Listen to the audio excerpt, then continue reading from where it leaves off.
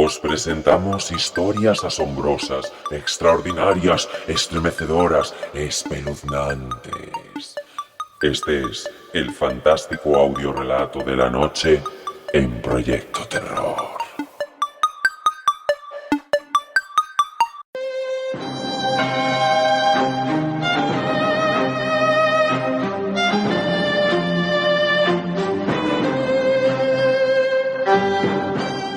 La resucitada, de Emilia Pardo Bazán.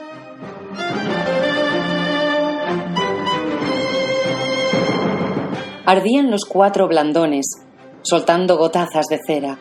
Un murciélago, descolgándose de la bóveda, empezaba a describir torpes curvas en el aire. Una forma negruzca, breve, se deslizó al ras de las losas y trepó con sombría cautela por un pliegue del paño mortuorio. En el mismo instante abrió los ojos Dorotea de Guevara, yacente en el túmulo. Bien sabía que no estaba muerta, pero un velo de plomo, un candado de bronce, le impedían ver y hablar. Oía, eso sí, y percibía, como se percibe entre sueños, lo que con ella hicieron al lavarla y amortajarla. Escuchó los gemidos de su esposo y sintió lágrimas de sus hijos en sus mejillas blancas y yertas. Y ahora, en la soledad de la iglesia cerrada, recobraba el sentido y le sobrecogía mayor espanto. No era pesadilla, sino realidad. Allí el féretro, allí los cirios, y ella misma envuelta en el blanco sudario, al pecho el escapulario de la Merced. Incorporada ya, la alegría de existir se sobrepuso a todo. Vivía. Qué bueno es vivir, revivir, no caer en el pozo oscuro. En vez de ser bajada al amanecer en hombros de criados a la cripta, volvería a su dulce hogar y oiría el clamoreo regocijado de los que la amaban y ahora la lloraban sin consuelo. La idea deliciosa de la dicha que iba a llevar a la casa hizo latir su corazón, todavía debilitado por el síncope. Sacó las piernas del ataúd, brincó al suelo y con la rapidez suprema de los momentos críticos combinó su plan. Llamar, pedir auxilio a tales horas sería inútil, y de esperar el amanecer en la iglesia solitaria no era capaz. En la penumbra de la nave creía que asomaban caras fisgonas de espectros y sonaban dolientes quejumbres de ánimas en pena. Tenía otro recurso: salir por la capilla del Cristo. Era suya, pertenecía a su familia en patronato.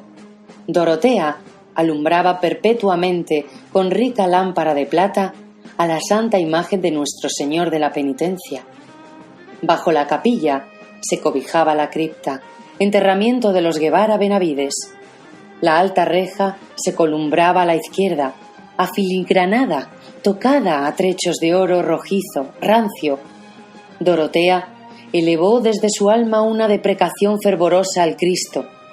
Señor, que encontrase puestas las llaves, y las palpó.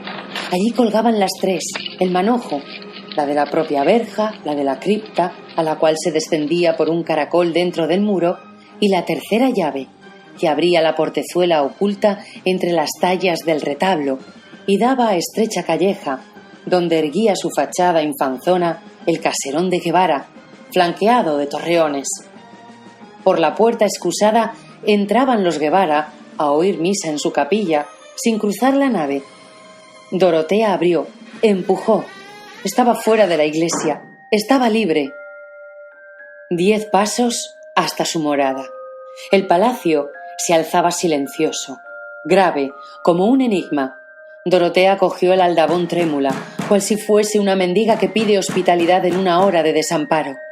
¿Esta casa es mi casa, en efecto?, pensó, al secundar al aldabonazo firme.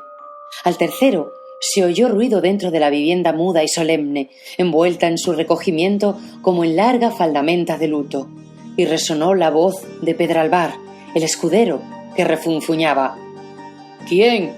¿Quién llama a estas horas? Que comido le vea yo de perros». «Abre, Pedralbar, por tu vida. Soy tu señora, soy doña Dorotea de Guevara. Abre presto». «Váyase en hora mala el borracho. Si salgo, a fe que lo ensarto». «Soy Dorotea, abre». ¿No me conoces en el habla? Un reniego, enronquecido por el miedo, contestó nuevamente. En vez de abrir, Pedralbar subía la escalera otra vez. La resucitada pegó 2 aldabonazos más. La austera casa pareció reanimarse. El terror del escudero corrió al través de ella, como un escalofrío por un espinazo. Insistía el aldabón, y en el portal se escucharon taconazos y cuchicheos. Rechinó al fin el claveteado portón entreabriendo sus 2 hojas, y un chillido agudo salió de la boca sonrosada de la doncella Lucihuela, que elevaba un candelabro de plata con vela encendida, y lo dejó caer de golpe. Se había encarado con su señora, la difunta, arrastrando la mortaja y mirándola de hito en hito. Pasado algún tiempo, recordaba Dorotea, ya vestida de acuchillado terciopelo genovés, trenzada la crencha con perlas y sentada en un sillón de almohadones al pie del ventanal, que también Enrique de Guevara, su esposo, chilló al reconocerla. Chilló y retrocedió. No era de gozo el chillido, sino de espanto. De espanto, sí. La resucitada no lo podía dudar. Pues acaso sus hijos, doña Clara, de 11 años, don Félix, de 9, ¿no habían llorado de puro susto cuando vieron a su madre que retornaba de la sepultura? Y con llanto más afligido, más congojoso que el derramado al punto en que se la llevaban. Ella que creía ser recibida entre exclamaciones de intensa felicidad. Cierto que días después se celebró una función solemnísima en acción de gracias. Cierto que se dio un fastuoso convite a los parientes y allegados. Cierto, en suma, que los Guevaras hicieron cuanto cabe hacer para demostrar satisfacción por el singular e impensado suceso que les devolvía a la esposa y a la madre. Pero doña Dorotea, apoyado el codo en la repisa del ventanal y la mejilla en la mano, pensaba otras cosas.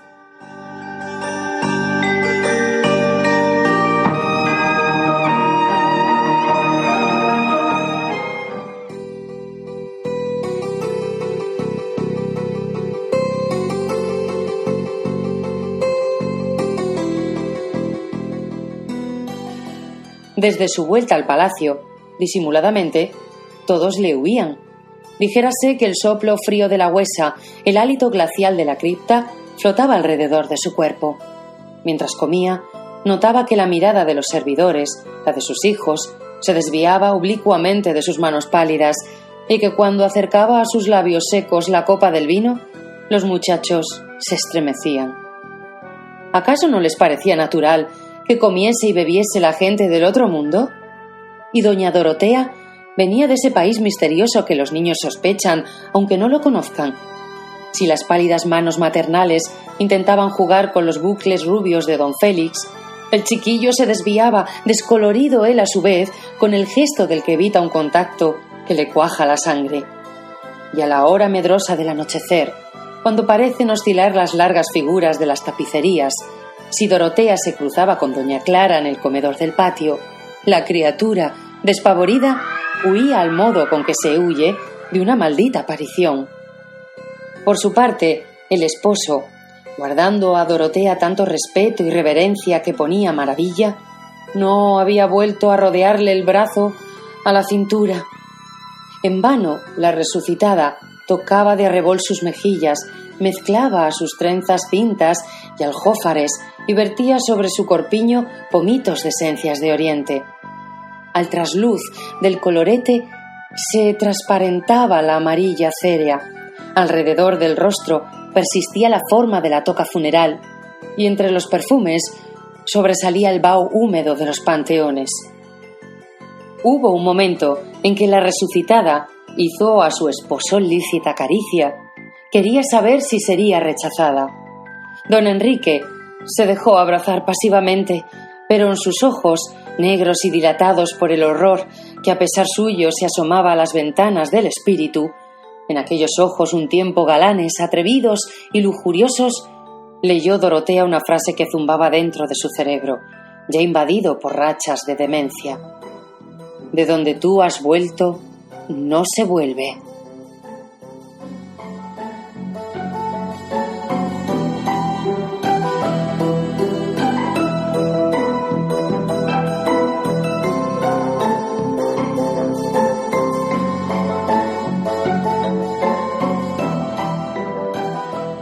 y tomó bien sus precauciones.